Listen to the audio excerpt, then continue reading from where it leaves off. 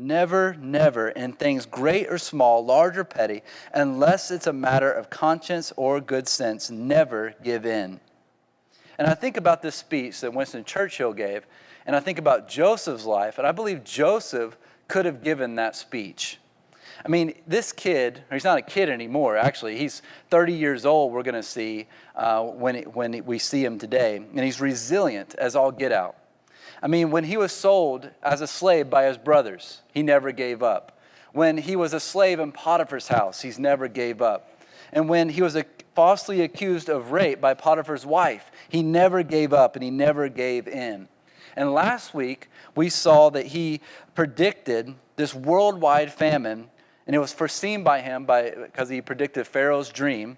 And he never gave up, he never gave in. And that is what embodies his life. He never gives up. As a matter of fact, he came up with a plan and gave it to Pharaoh on how the world could be saved from this famine that was to come. And so I believe Joseph is probably the best biblical example of Romans 8:28. And you've heard me say Romans 8:28 a number of times now because I think this is what Joseph's life embodies. And Paul says, and we know that all things work together for good to those who love God and are called according to his purpose. And Paul said, we know that. We know that. And so I guess my question is this morning is, do you know that? Do you know that on a personal level, that even in your circumstances right now, that all things work together for your good, those are called according to God's purpose? And you might be wondering, well, how do I know if I'm called to God's purpose? Well, if you are a believer in Jesus Christ and you've given your life over to Christ, well, then you are called according to God's purpose. And it's interesting, we've covered Romans 8:28, but there's two words in there that in the Greek, it's one word. And it's the words work together. And the word in the Greek is synergio. Synergio, work together. And that's where we get the term synergy from.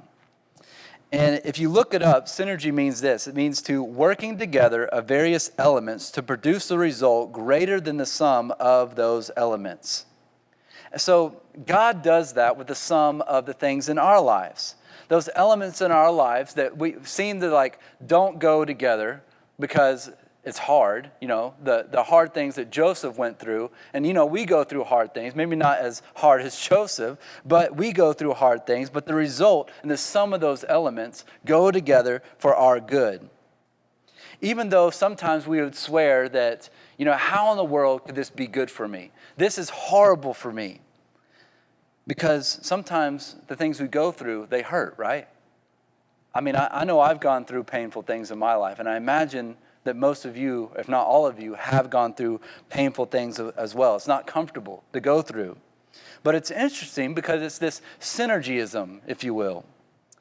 And you think about this, if you take certain elements and certain compounds, and within themselves might even be poisonous, and you put them together, they could be actually good. For example, if you make sodium chloride, it's table salt, right? And when you put table salt on food, here in St. Kitts, if you order French fries, it never comes with salt. But I always have to put salt on it because salt makes those French fries taste better. And so God is able to take certain things in our life that may not seem like they're good for us, and they fall into place in our life, and they're related to each other, and it actually is beneficial for us. Now, I want us to keep this in mind because we're not going to get to it today, but as we look at Joseph's life, toward the end of his story, he's going to have this moment where he reveals himself to his brothers, and he has this Romans 8:28 statement, this statement of faith. And this is what he'll say. He say, as for you, my brothers, and this is probably the most famous line in all of Joseph's story. It says, as for you, my brothers, you meant this for evil, but God meant it for good to save many people as it is alive today. God knew it all along is essentially what Joseph is saying. And I imagine Joseph struggled with it because he was human after all, right? I imagine that he struggled and he wondered why he was sold as a slave. He was sold, hated, he was enslaved and accused. But now, as he looks at his life, he gets it, that all things work together for those who love God. And Paul said that we know it. We know it. But again, I wonder if we really know it. Because if you do know that, then you're able to rest on that, knowing that even the bad things, all things work together for our good. There's a writer, Roman A. Torrey, who said this in Romans 8:28. He said, "It's a soft pillow for the weary heart." Now, isn't Romans 8:28 a great verse? Isn't it a great verse? But then again, it's a very hard verse. And do you know that in all things, God works out for our good? Because it's a hard verse, this Romans 8:28. If Romans 8:28 said, some things work together for my good, or maybe a little bit works good I can wrap my head around that. Because there's going to be times in your experience in life where you're going to say, well, I know that God is mostly good and most things work together, but this thing that's happening to my life right now, I can't see how that is good at all. I don't see God at all in this. But make no mistake, all things work together for good. Think about Job. In the book of Job, he was struggling with an episode of suffering, and he was wondering just that, God, where are you? Now, have you ever had that experience where you're going through something and you're like, God, where are you? I don't see you in this situation. How can this be happening? Well, Job, this is what he said. He said something like this: I go forward and he's not there. I look backward and I cannot perceive him. I go to the right and to the left hand, but God's nowhere to be found. Essentially saying, I can't find God. Right? But then he says something very profound. He says this: but he knows the way that I take. He knows the way that I take, and when I am tested, I will come forth as gold.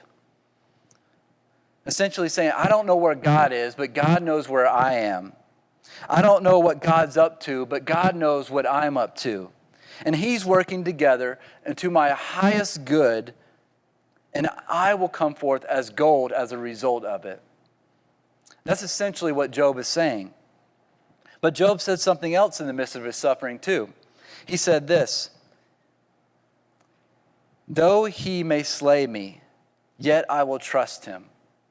Though he slay me, yet I will trust him. So I have a question I want to pose to you, and I pose this question to myself as well. What is your limit in trusting God? What is your limit in trusting God? Job's limit was, though you slay me, I will trust. That was his limit. In other words, the sky was the limit, even if I die. But what is your limit in trusting God? You might be saying secretly in your heart, I trust God as long as I have my health, as long as my kidney's not lacerated, right? I will trust God. But if something goes wrong in my life, of my health, well, I'm losing my trust in God. Or maybe it's, as long as I have this status in my life, then I will trust God. But as soon as I lose this status, a way that I'm living, then all bets are off. Or as long as this relationship works out, then I will trust God. But if it doesn't work out, how can I trust God, or anybody else for that matter, ever again?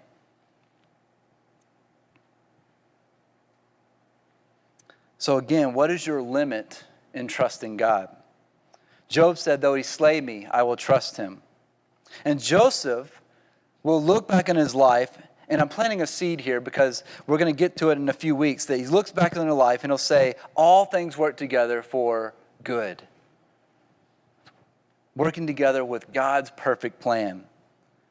And so Joseph, we saw, that was in the prison, and now he's in the palace. Joseph is a classic story of rags to riches. Now, it wasn't always like that. It was at one point, it was from riches to rags. And we already covered that part of his life, from when he was with his dad and he had the coat and everything was going well, and he got sold as a slave. And last week we saw he's entering into this rags to riches portion of his life. And from the pit to the pinnacle, if you will. And so Joseph predicts, because of Pharaoh's dream, that there's going to be this 7 years of plenty, and then there's going to be 7 years of famine in all the land. And so in Genesis 42, the chapter that we're entering in today, Joseph is rich. He's got everything going for him. But here's the thing. He realizes that he's a steward of it. And he does, the way he reacts to it is the same way he reacted with everything else. When he was a slave, he was going to be the best slave that he could be. When he was a prisoner, the best prisoner he could be. And now he's even in this position of being rich and having all this power, and he's just still doing it to the best of his ability, working as number 2 in all the land, as Pharaoh put him at number 2. And so in chapter 42, we're entering into the second phase, the 7 years of famine, and it's probably the year 2 of the famine as we enter into chapter 42. And what we'll see at the beginning of chapter 42 is enters in Jacob and sons once more. So let's dive in. This is Genesis chapter 42, verse 1. It says, "When Jacob saw that there was grain in Egypt, Jacob said to his sons, 'Why do you look at each other?' And he said, 'Indeed, I have heard that there is grain in Egypt. Go down to the place and buy for us there, that we may live and not die.' So Joseph's 10 brothers went down to buy grain in Egypt. But Jacob did not send Joseph's brother Benjamin with his brothers, for he said, 'Lest some calamity befall him.'"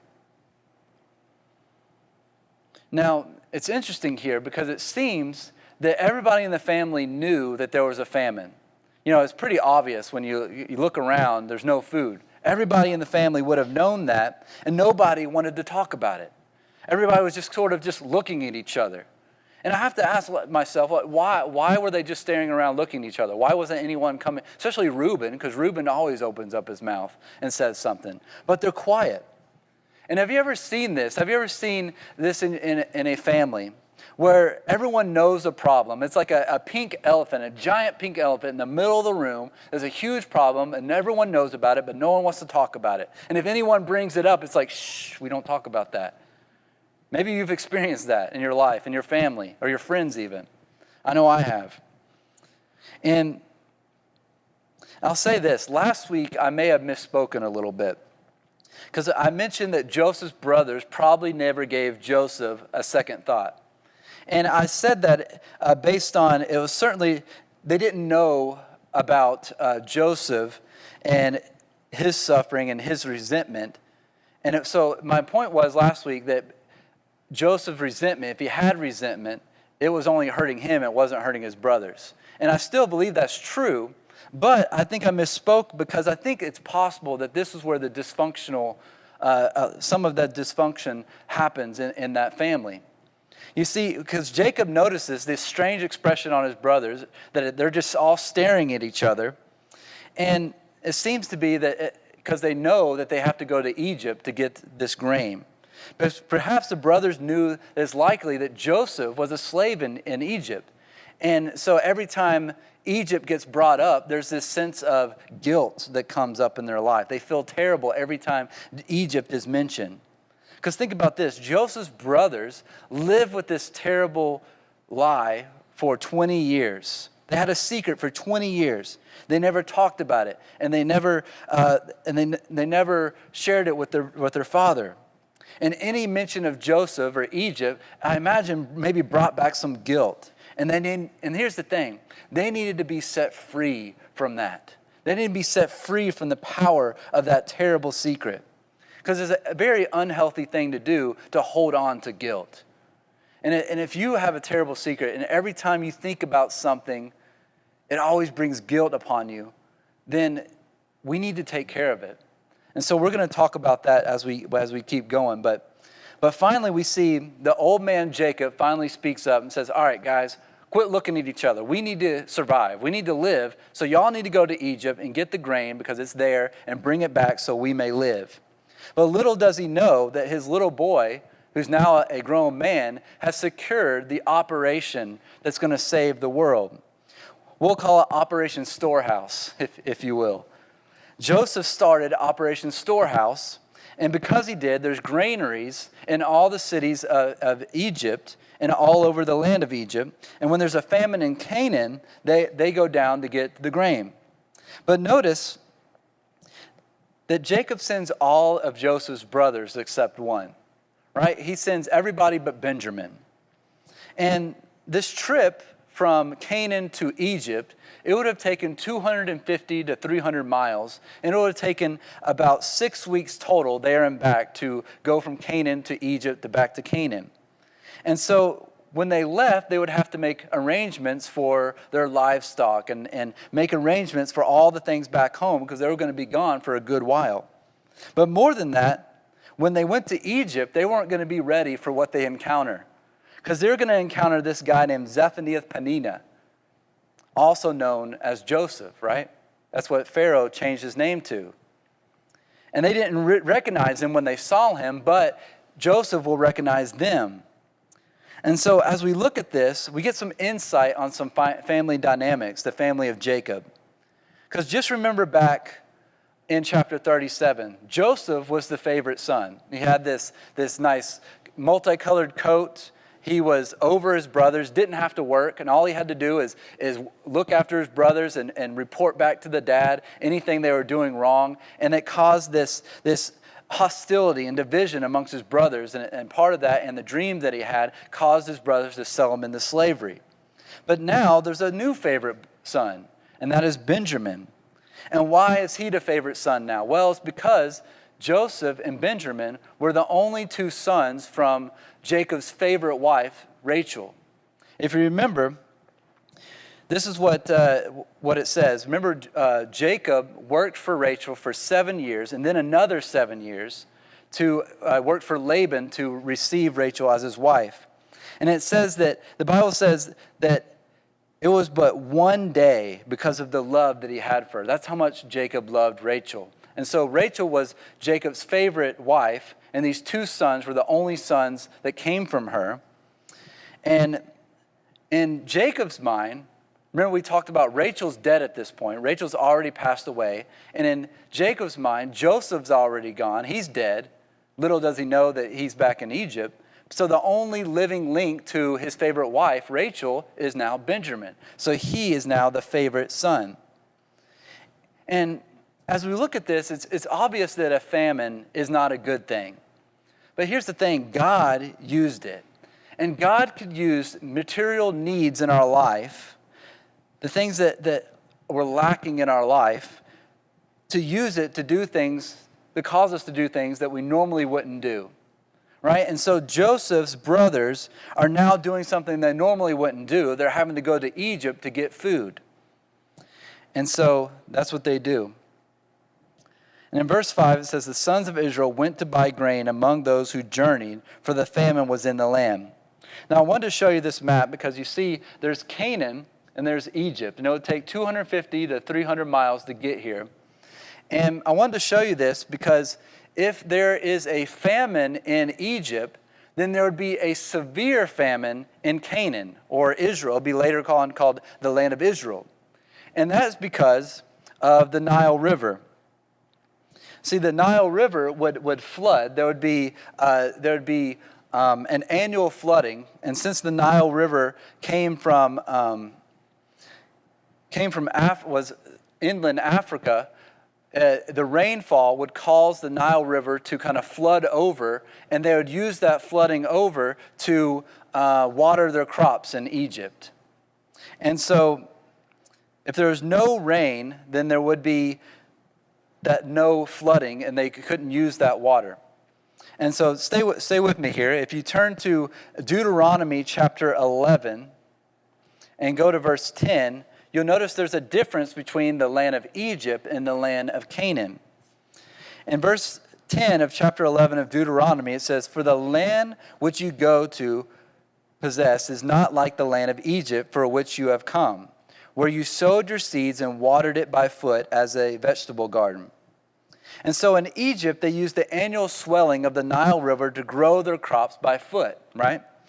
But in Deuteronomy chapter 10, verse 11, it says, but the land which you cross over to possess is a land of hills and valleys, which drink water from the rain of heaven. And so you see the difference? If the famine was in the land of Egypt and there was no rain, then they wouldn't have this Nile flooding over, and that's how they would water their crops. They would water it by foot by the flooding of the Nile. But in Canaan, or later on Israel, the only real source of water would be the rain from heaven. And they do have a river, and I had to put this in. If you can read this, it says Jordan River, and it's right here. It's not even blue. And if you actually look at the Nile River, if you've seen the Nile, or not the Nile River, if you look at the Jordan River, it's more like a stream. It's tiny. And so if there's a famine in the land of Egypt, then there's a severe famine in Canaan or Israel because there would be no rain. No rain, no food. No rain, no life. And so we have this picture because of this. Now, Jacob's 10 brothers are on this caravan route. Remember we talked about the caravan route when Joseph was sold into slavery, right? And so they would be traveling down this caravan route to get to Egypt to get the grain. So just picture that in your mind as we keep going. They're on their way there. So we get to verse 6. Now Joseph was governor over the land, and it was he who sold all the people of the land. And Joseph's brother came and bowed down before him with their face to the earth. Does that sound familiar? Remember Joseph's dreams, right? Joseph saw his brothers and recognized them, and he acted as a stranger to them and spoke roughly to them. Then he said to them, "Where do you come from?" And they said, "From the land of Canaan to buy food." And so Joseph recognized his brothers, but they did not recognize him. Then Joseph remembered the dreams which he had dreamt about them and said to them, "You are spies. You have come to see the nakedness of the land." And so what's going through Joseph's mind as he sees these 10 brothers bowing down to him? What's going through his mind are dreams. Are dreams that he had some 21 years before that we read about in chapter 37. And remember that first dream, he dreamt that the sheaves of wheat were going to bow down to him. But he also had a second dream, and it was followed by that second dream. And he knew because of the second dream that this wasn't a fulfillment of those dreams. Because in the second dream, it showed the sun, the moon, and the 11 stars. Not 10, but 11 stars. And so one star was missing. And those stars represented his brothers. And that star that was missing was his brother Benjamin. And not only that, but his father Jacob wasn't there. And in that dream, he also saw that it represented his father bowing down to him. And so his younger brother Benjamin has to appear because the dream had 11 stars and not 10 stars. But this dream flashed before his eyes when he saw them bowing down. He remembered the dreams that God gave him. And so we're getting into the best chapters in the Bible. And let me just give you a theme. It's one of those things that we're going to find throughout Joseph's life, and it's going to carry on all the way to Jesus. And that is the theme of forgiveness. And you know, forgiveness will separate the men from the boys and the women from the girls in the relationship speaking. Because when you're able to look someone eye to eye and you say, you know, I forgive you, I love you, I forgive you, instead of every time you see them have resentment and bitterness in your heart, then you know that you've forgiven them. You see, it's easy to love people that love you, right? It's easy to love people that are kind to you and do things. Even bad people can do that, right? Even heathens can do that. The worst person can do that. But what about someone who opposes you, who oppresses you, who does you wrong? It's much harder to do that. And that's why Jesus said, you heard it said that you shall love your friend and hate your enemies. But I say unto you, love your enemies, do good to those who hurt you, pray for those who are spiteful to you, bless those who curse you. See, that separates the minor from the major leagues. And you're going to see that here with Joseph. See, Joseph isn't holding anything back. And it'll seem like he is because he's hiding himself from his brothers. But actually, what Joseph is doing is just simply a test. See, he's reeling them in, and he's testing them to see if they can pass a series of tests. And we're going to see 3 meetings that will show those tests. And you see in verse 7 that Joseph, indeed, he recognizes them. But notice he speaks roughly to them. And he's not speaking roughly to them out of a revenge, out of, oh, these are my brothers, I'm gonna stick it to them. That's not what's going on here. It's actually just a test. Let me see how they react to this test. Because imagine the questions that are in Joseph's mind right now. I mean, questions like, have these guys really changed?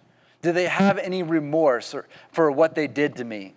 And what about my brother Benjamin? Did they do the same thing that they did to me to my brother Benjamin? Is he even still alive? Are they lying to me? See, he doesn't know the answers to these questions, so he's testing them. And so he retains this power that he has, being the second in command, until the right moment. Verse 10. Then they said to him, "No, my lord, but your servants have come to buy food. We are all one man's son, we are honest men. Your servants are not spies." But he said to them, "No, you have come to see the nakedness of the land." And they said, "Your servants are 12 brothers, the sons of one man in the land of Canaan. In fact, the youngest is with our father today, and one is no more." And so who is the one that's no more?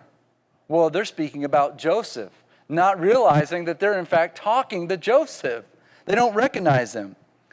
And this is a lie, right? His brothers had every reason to believe that Joseph was in fact still alive as a slave somewhere in Egypt. They had every reason to believe that he was not dead. But Joseph said to them in verse 14, "It is as I spoke to you, saying, you are spies. In this manner you shall be tested. By the life of Pharaoh you shall not leave this place unless your youngest brother comes here. Send one of you and let him bring your brother, and you shall be kept in prison, that your word may be tested to see whether there is any truth in you. Or else by the life of Pharaoh, surely you are spies." So he put them all together in prison for 3 days. So again, he's speaking roughly to them. And what is Joseph doing? Joseph is sort of opening up a wound back up again, right? He's opening up a wound from the past to see where his brothers are at, to see if they have any remorse, any conscience in them. And so it seems like he's being very hard with them. But listen, his brothers are scoundrels. I mean, if you look back, think back of what his brothers already did.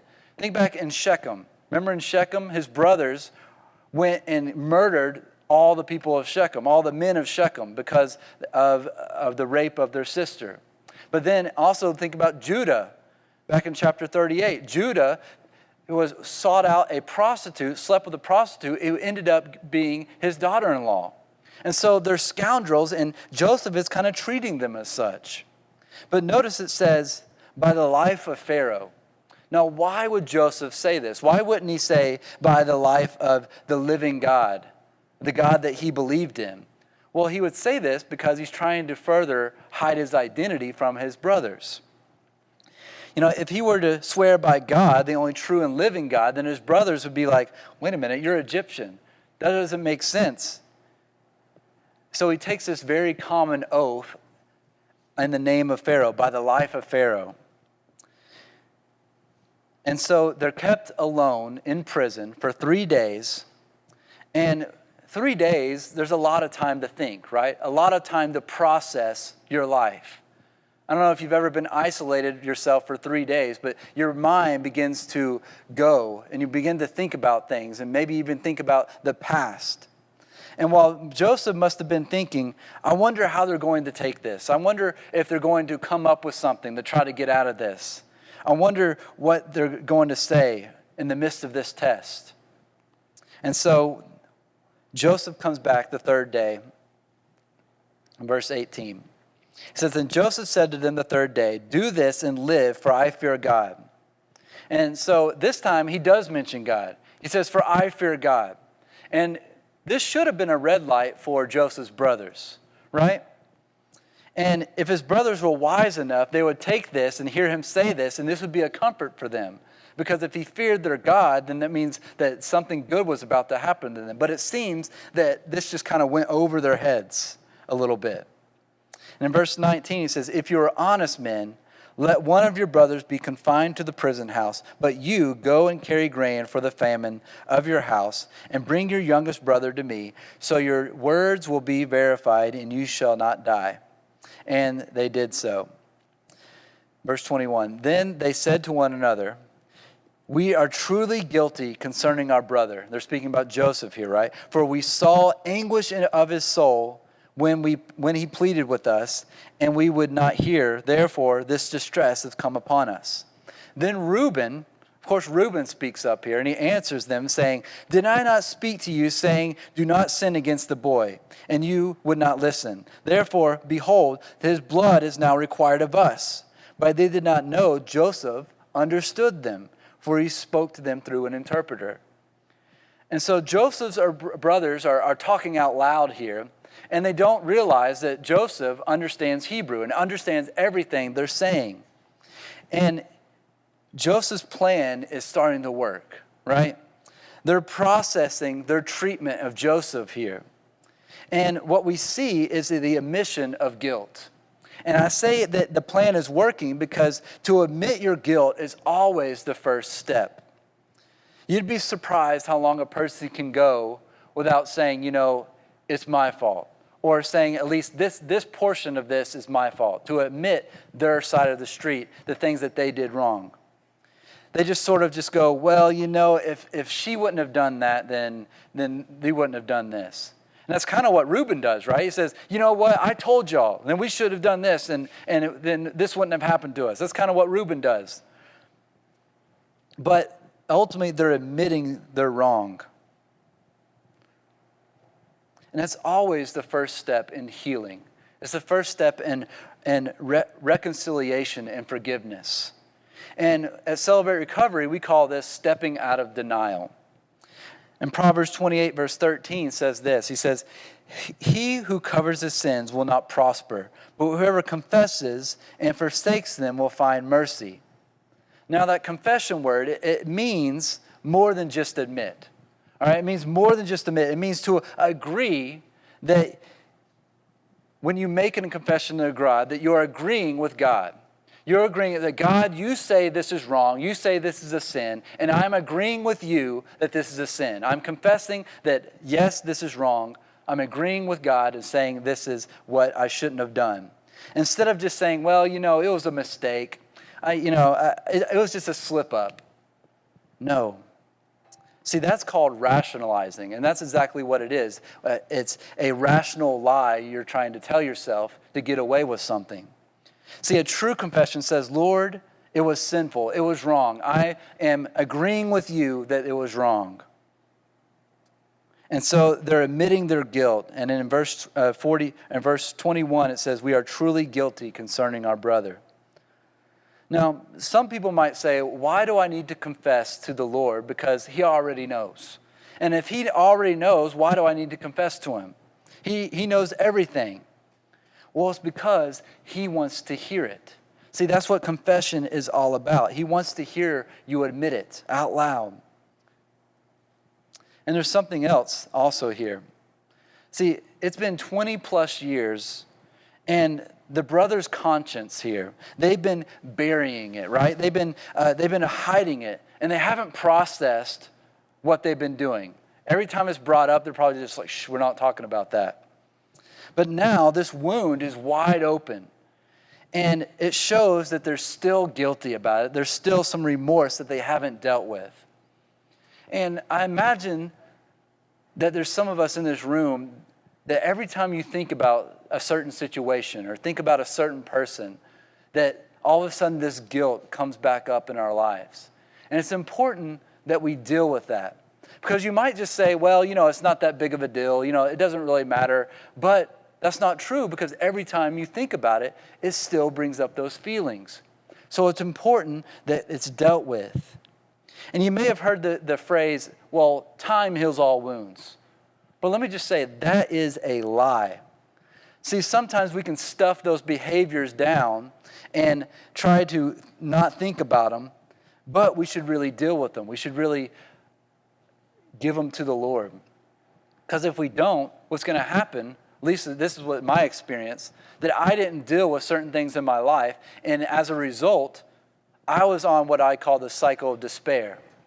And the cycle of despair begins with guilt, right? And then there becomes anger because I can't seem to get out of whatever it is that's causing me guilt. I can't do it on my own. And then that anger turns to fear. To say, okay, now I'm never going to get out of this. It's hopeless. And then depression seeks in, and we get depressed because now we see that this is never going to change, and it's depression. And then that depression causes us to do something that we shouldn't, and then more guilt. And it's just this constant cycle of despair. And I love to talk more about the cycle of despair and forgiveness. And be honest with you, that would take a whole nother message if I was to talk about that. As a matter of fact, the beginning of the year, we talked about life's healing choices. And if you want to go back to those messages, there is a whole message based on getting rid of guilt that you can go back to.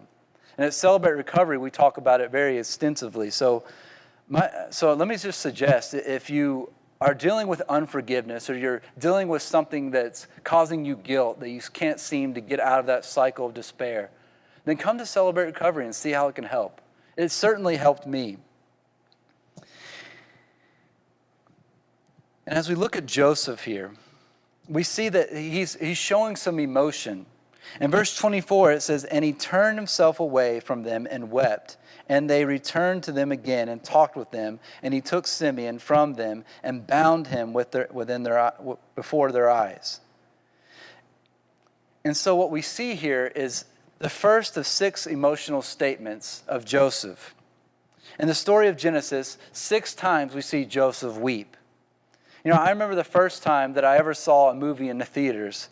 I saw the movie Free Willy, and that kind of shows how old I am here. I saw Free Willy, and I remember when that whale jumped over that wall and the guy was standing there and the Michael Jackson song was playing, and I was just bawling my eyes out. I was crying. It was such an emotional moment for me. And even today, as an adult, I still watch, I don't know if you've ever seen The Chosen. It's a story about Jesus and his disciples. And every time I watch that, I get so emotional. Seeing the compassion of Jesus come to life in that show, it's amazing. And it gets to me every time. And so here's Joseph, who gets overcome with emotion as he saw his brothers, and he understands the work that God is doing in their conscience. And he gets emotional about it. See, God had a deep work to do in Joseph's brothers for there to be the relationship to be restored and be reconciled. There couldn't be this quick, Joseph, we're sorry. See, God was ordaining all these events, all these things to cause their brothers to see their sin clearly and then repent completely before Joseph is revealed to them and the relationship can be restored. And yet, even before the restoration, we don't see Joseph allow himself to become bitter or filled with resentment or hatred. See, because he still loves his brothers and wants to be with them. Yet in verse 24, it says, he took Simeon from them and bound him before his eyes. Now, we don't really know why he chose Simeon over all the other brothers. We don't know why he chose him. But consider this. There's a scripture in Romans 11, verse 22. And so just think about this and maybe go to it later if you have time. But Paul says this in Romans 11, verse 22. "Now consider the goodness and the severity of God." That's an interesting combination, goodness and severity. And Joseph, we're going to see here in a minute that he's very good to his brothers. He's going to give them the grain, and not only that, he's going to give them the money that they brought with them to buy the grain back to them. And then later on, he's going to reveal himself, and he's going to take care of them eventually. And so he's good, but he is being severe here. He's being severe because the result of goodness and severity will be restoration, will be a reconciliation. That's the result, goodness and severity, restoration, reconciliation. And so Joseph knew by retaining his brother that it would almost guarantee that the other brothers would come back to him to come see him again. And he gives them back the gold that they used to pay for it. And we'll see that in a minute. And he does this, as he does this goodness and severity, it brings about restoration to his brothers. And so remember that the next time a God allows things to happen to you. Maybe you're seeing the severity of God in your life. And just think, well, God, what is God doing? What is he doing? Because remember, all things work together for those who love God. It's that synergize, that those things that are happening to you, they're working together for your good. Verse 25. Then Joseph gave a command to fill their sacks with grain and restore every man's money in their sack. See, there he goes, giving their money back. And to give them provisions for the journey. Thus he did for them. So they loaded their donkeys with the grain and departed from there.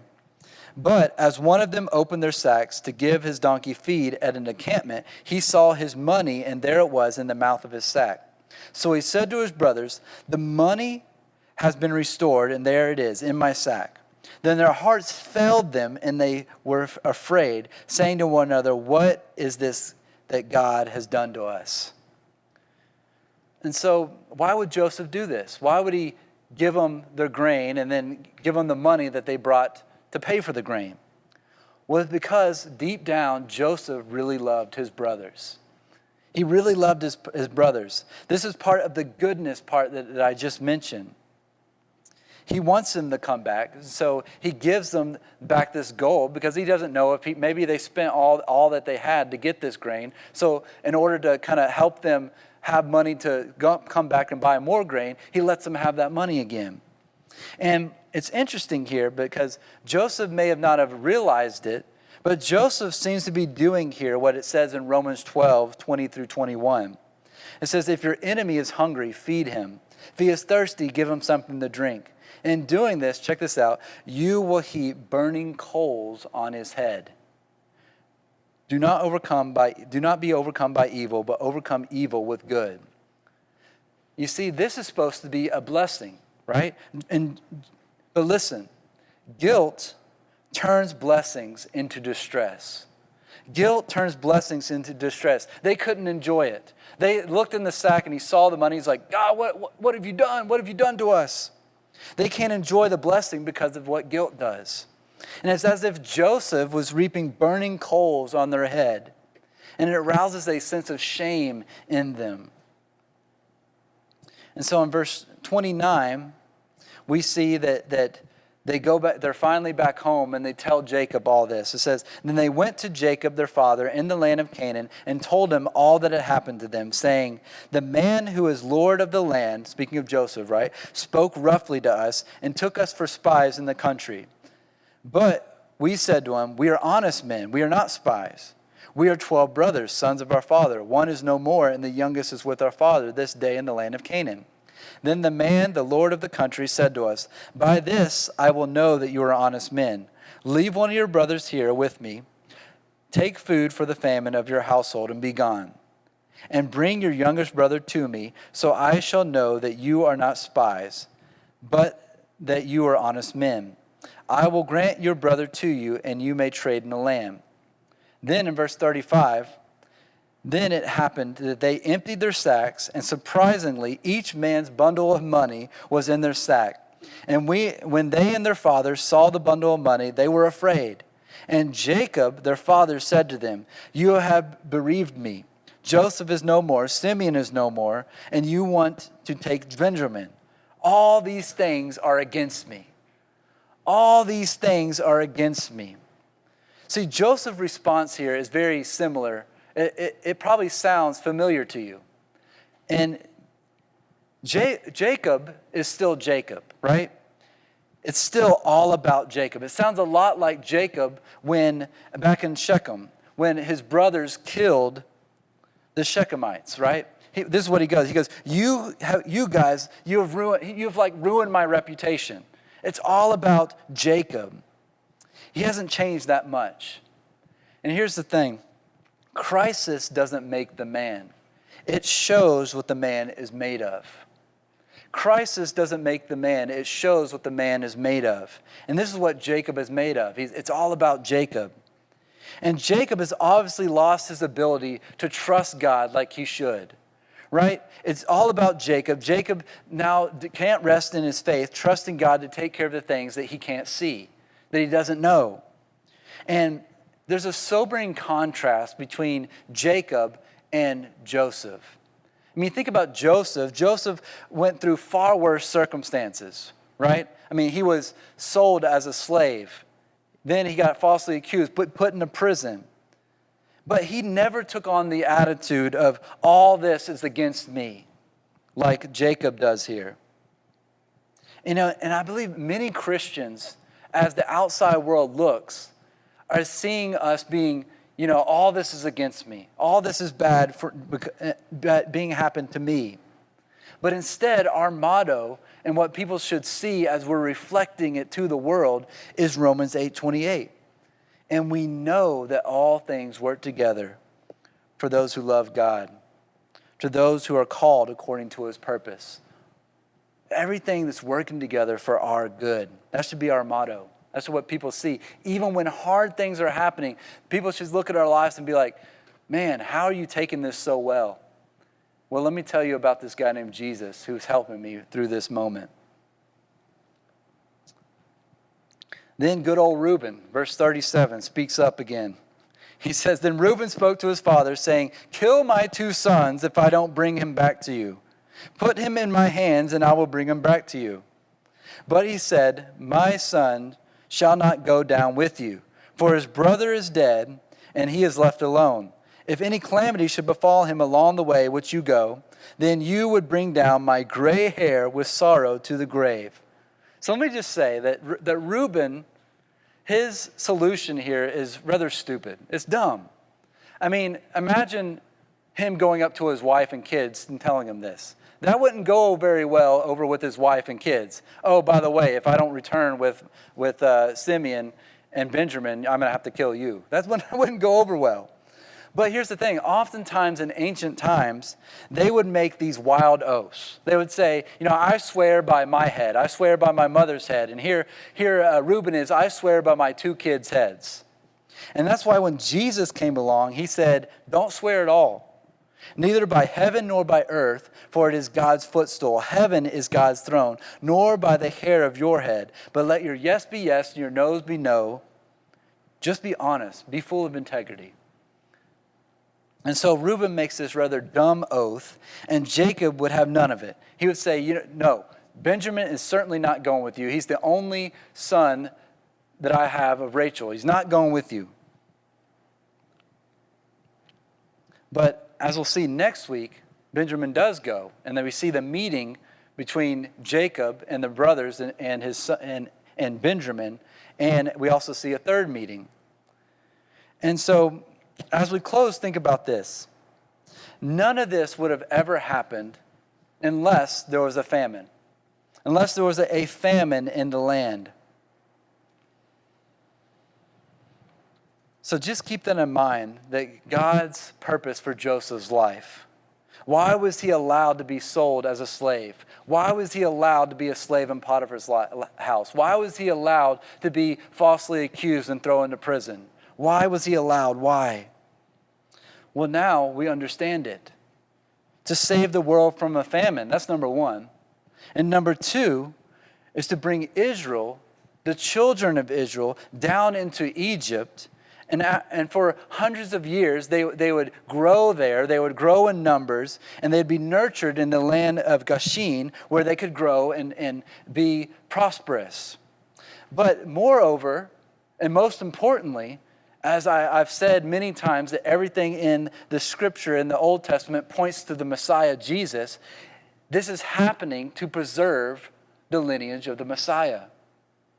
Like if the famine killed off all the people in Canaan, well, then there goes Israel, where the Son of God would come from, where Jesus would come from. And so he's retaining the lineage of our Savior.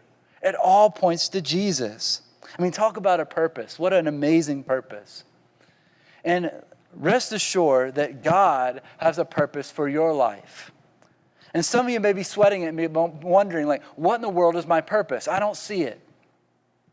Because things might be difficult in your life.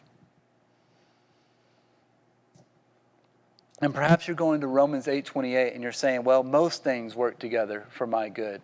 Or some things work together for my good. But rest assured, it still says all things work together. That synergio, for those who love God and are called according to his purpose. So as we leave here today, let that be a soft pillow for your tired heart.